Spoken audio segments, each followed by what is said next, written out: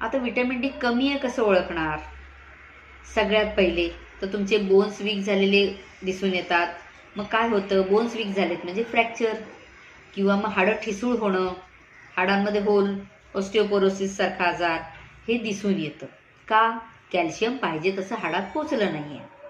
म्हणून मग त्याला विटॅमिन डी कॅल्शियम सोबत घ्यावंच लागतं. दुसरी गोष्ट, मसल्स वीक होणार. मसल्स वीक मग ते हार्टच्या असो पूर्ण बॉडीच्या असो.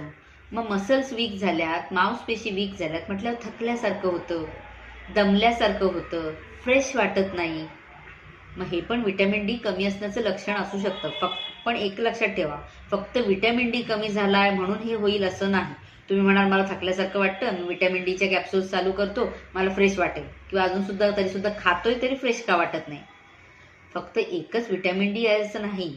मल्टीविटॅमिन्समध्ये बऱ्याच गोष्टी येतात किंवा अदर काही कारणं असू शकतात, काही आजार असू शकतात. पण विटॅमिन डी हा त्यातलाच एक आहे असं सांगते मी. सो तिथे दुर्लक्ष करून नाही चालणार आहे. सो विटॅमिन डी डिफिशियन्सीमुळे मसल्स वीक झाल्या तर हार्ट मसल्स पण वीक होणार. हार्ट मसल वीक झालं तर काय होणार? हार्ट अटॅकचे चान्सेस वाढतात. इम्युनिटी वीक होते. आता इम्युनिटी वीक झाली म्हटल्यावर काय होणार? सारखं सारखं आजारपण. मग ते छोटे असेल, सर्दी ताप खोकल्यासारखा असेल, किंवा अगदी डायबिटीस सारखा असेल, किंवा मग अगदी कॅन्सरपर्यंत सुद्धा. जर आपल्या शरीराची इम्युनिटी कमी झाली आहे तर छोटे छोटे आजार पण परत परत येणार आणि मोठे मोठे आजार लॉंग टाईमसाठी राहणार, बराच वेळ राहणार, किंवा ते स्पीडनी वाढणार. त्यांचा रेट वाढून जाईल आजाराचा. म्हणजे कॅन्सर पटापटा वाढू शकतो जर झाला असेल तर. वीकनेस वाढू शकतो. डायबिटीस खूप लांबपर्यंत किंवा डायबिटीसचे लेवल पटापटा वाढत जातात.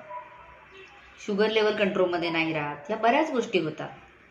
मग आपल्याला इम्युनिटी पण स्ट्रॉंग हवी आहे, मसल स्ट्रॉंग हवे आहेत. हार्ट अटॅक डायबिटीस आपल्याला नको आहे तेवढ्यात म्हटल्यावर आपल्याला हेल्दी डाएट पाहिजेच, सनलाईट पाहिजेच, आणि नाहीच तर आपल्याला फूड सप्लिमेंटमधून विटॅमिन डी मेडिसिनल सप्लिमेंटमधून घ्यावेच लागतात.